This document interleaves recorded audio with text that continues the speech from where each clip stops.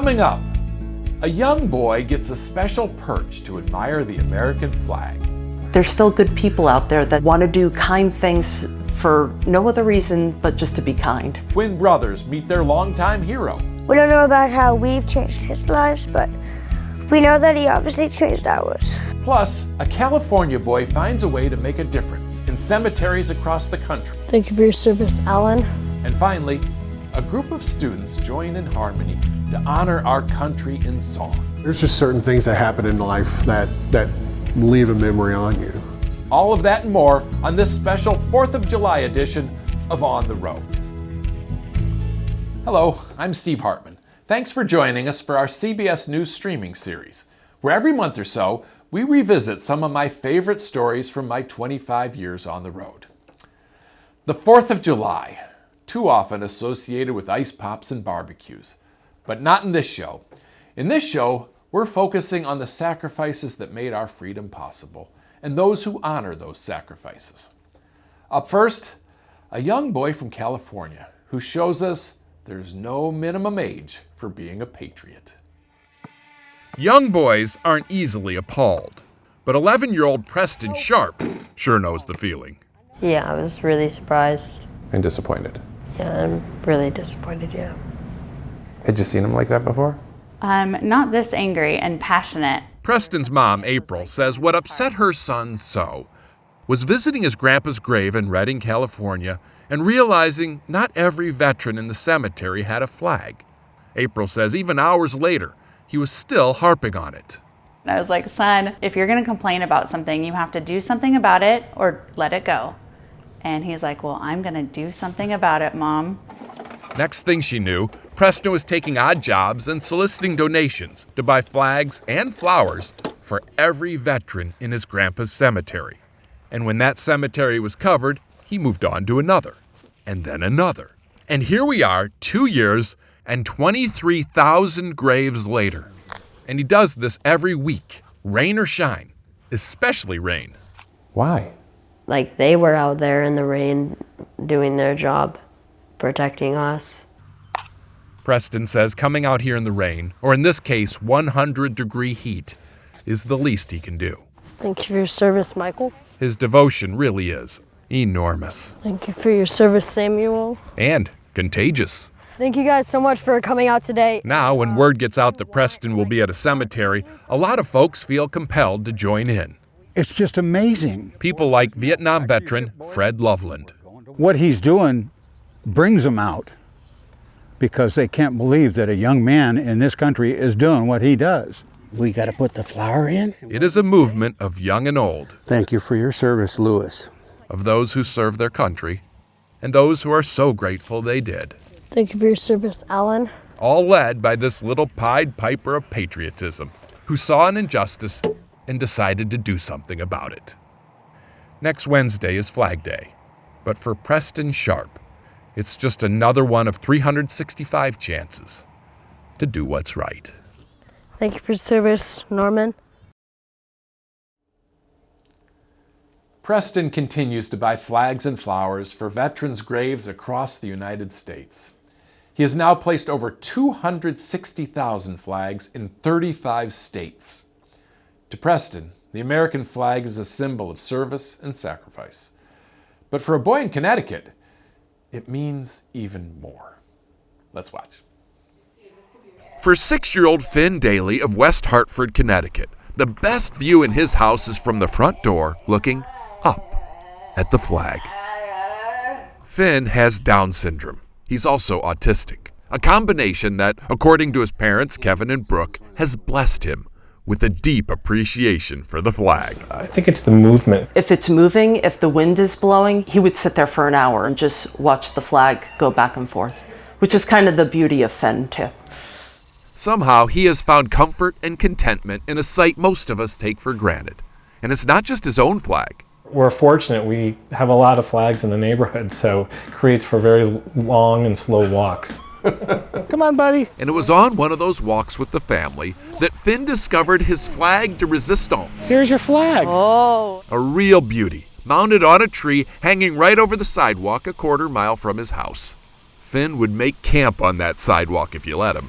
He is that enamored. The flag belongs to a man named Todd Disk. The boy would just sit there transfixed by the flag. What'd you think when you saw that? I was like, God bless America. This kid wants to look at my flag, then I'm all for it. Which is why, not long after he saw Finn, he sawed some boards and made a little perch for that little patriot. Just left it out by the tree for Finn's family to discover. What do you think? And I'm crying, and my daughter Rose is saying, "Don't cry, Mom, it's okay. This is exciting." Just a little overwhelming, but in a good way. Norman Rockwell couldn't have imagined a more uniquely American moment. A vision of strength and compassion in one glorious frame. All created by a master of kindness with nothing more on his palette than a circular saw and an eye for empathy. It's such a small gesture, but things like this really restore your faith in humanity. Like, there's still good people out there that want to do kind things for no other reason but just to be kind. For no other reason, which may be the best reason of all. What are you doing, Finny? Finn, who is now 9, is still fascinated by the American flag. Unfortunately, that tree had to be cut down, but the flag still flies on Todd's house, and Finn's bench still has a place of honor beneath it. When we return, whoever said you should never meet your heroes obviously never met Robert Harding. You'll definitely want to meet him. Right after a quick break.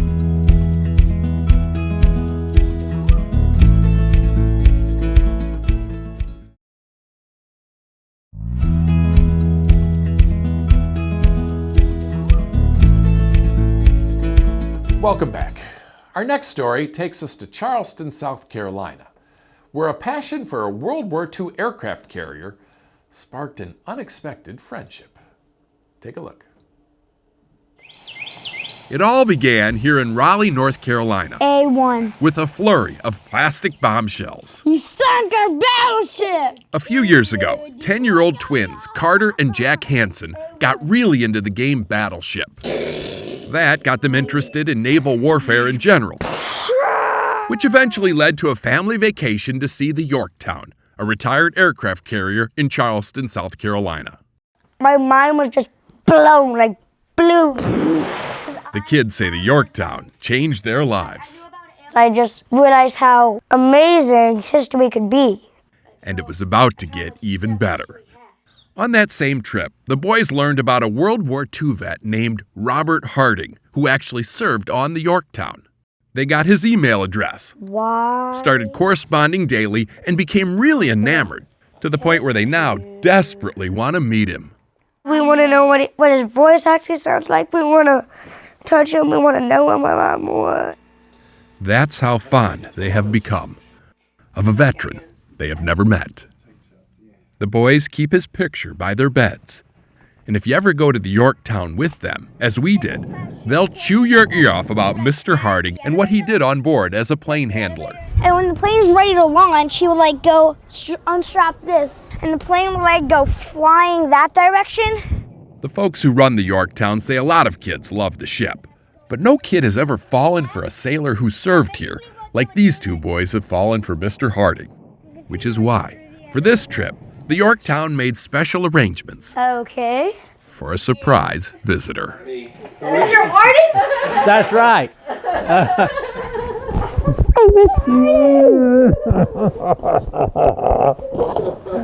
Hugging an old salt never felt so sweet.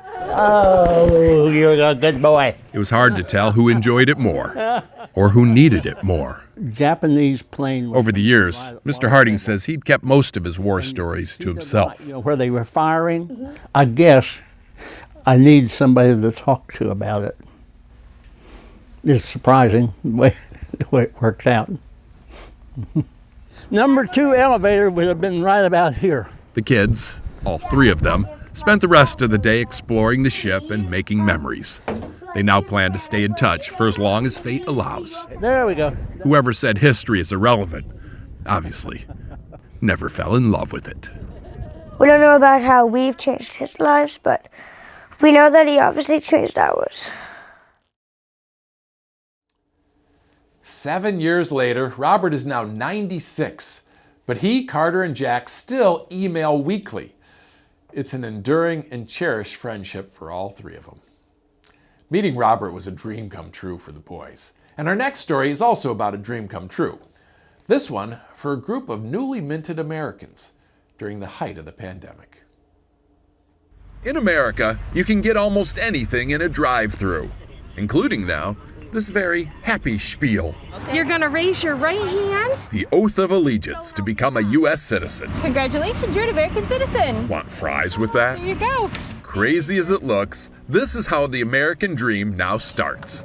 Immigrants who've completed all the requirements of citizenship are pulling into parking lots from San Diego to Des Moines to Detroit for socially distant naturalization ceremonies.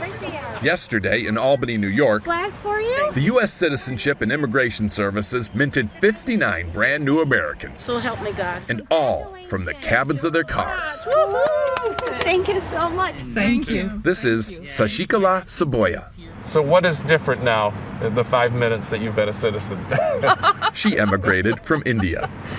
The feeling of elation and delight and happiness. We're gonna swear you in with the oath of allegiance. Kwame Asante came here from Ghana in the 1980s. So you've been waiting 38 years for this moment? Just for this. Which explains the suit and tie and reverence for his new country. Just to be an American is like close to paradise. Wow. It's giving me so many opportunities.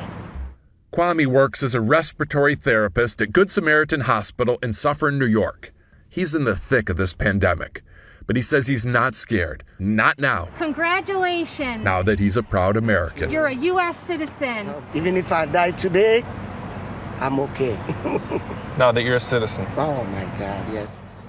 Coronavirus has changed so many of our routines. Was it fun? Fortunately, I pledge allegiance. there's no ruining moments of love and pride, America. acceptance and gratitude. That's why not even a drive-through ceremony can dampen the joy Indivisible. of being here to stay. Congratulations. Thank you so much. Congratulations to them. We hope their first 2 years as citizens were everything they dreamed. When we return, we'll take a listen to a song you've heard many times, but never quite like this. Stay with us.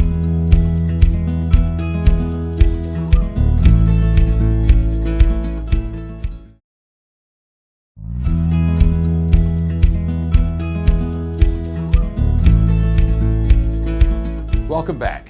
Thanks for sticking with us. As we celebrate America on this Independence Day weekend, we take you now to a Kentucky hotel with a notable guest list and even better, acoustics. Every year, 600 of the best high school singers from across Kentucky gather to practice and perform in Louisville's Convention Center. And all these booming voices have to stay somewhere. It can get a little noisy. For that reason, Earplugs, the Hyatt Regency offers earplugs. just in case. Knowing a gross violation of the quiet hours is not only likely, it's a 35-year tradition. Back in 1987, late one night, a small group of kids, still wired from practice, gathered along the balcony here. Everybody's chatting away, waving hi to each other. Choir director Brett Burton was a student at the time. There's just certain things that happen in life that leave a memory on you. And this is one of them. It was just something amazing. Today, the same wonder unfolds in much the same way. The waving, the ruckus, and then, out of nowhere, the hum. Someone sings a pitch. It can be anyone from anywhere. Once one person starts, everyone wants to be a part of it. And eventually the entire hotel catches on. And then you're singing the national anthem.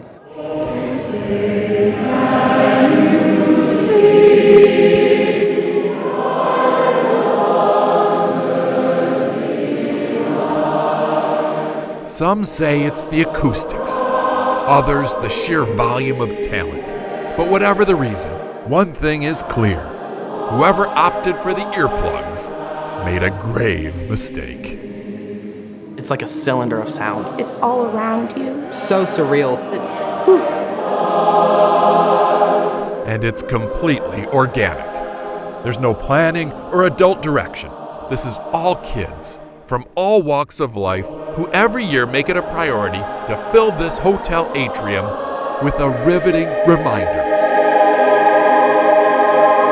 that we are not a nation of soloists, but a chorus of shared values that, when joined together, resonate like nothing the world has ever heard.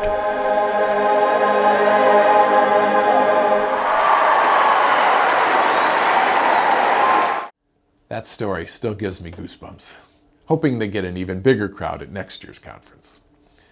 As we saw in that atrium, appearances can be deceiving, and something amazing could be just around the corner if you know where to look. This next story certainly proves that.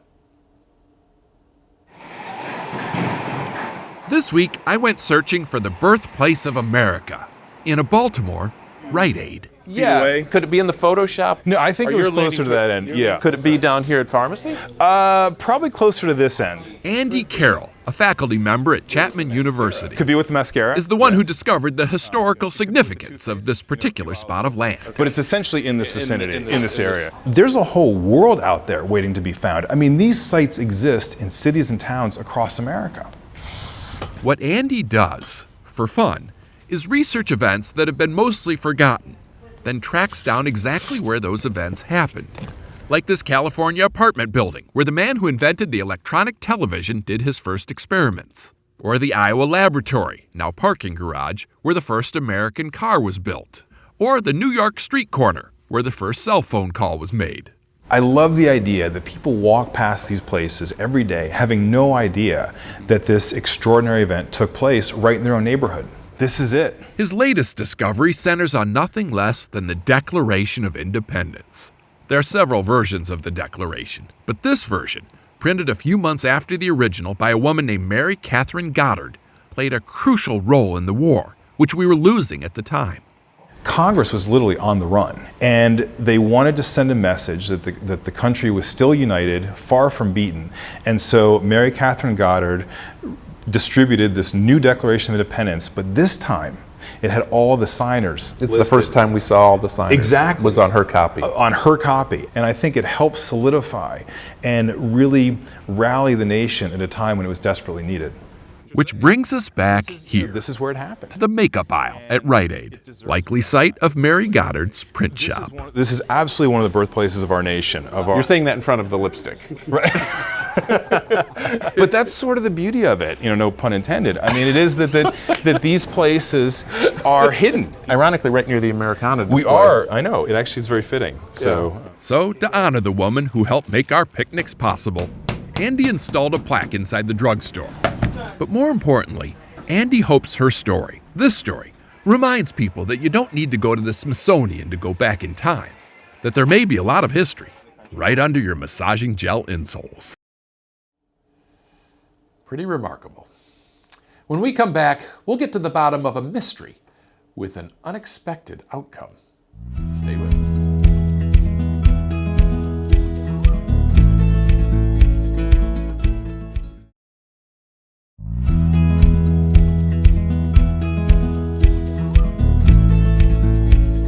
Welcome back. Earlier, we introduced you to a boy devoted to placing flags at veteran cemeteries. But to end our show, we take a look at an unlikely criminal doing just the opposite. Let's watch. At this cemetery in Hudson, New York, in a special section reserved for Civil War veterans, the crime scene remains, the remnants of what used to be rows of flags. Someone stole dozens of American flags. It happened just before the 4th of July. The American flags ripped right off the flagpoles. And it really riled this community.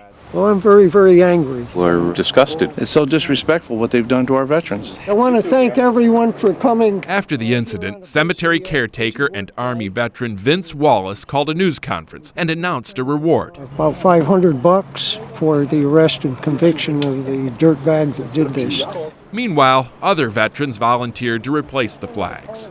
But just a few hours later, Guess what? It happened again. This time it happened in broad daylight. Again and again. Again. 3 times there just this week. They have no respect for the living veterans or the deceased veterans. It really did seem like the vandals were taunting both the veterans and police, who at this point decided enough was enough and set up an undercover sting. They hid motion-activated cameras, and it didn't take long for them to get their man, so to speak.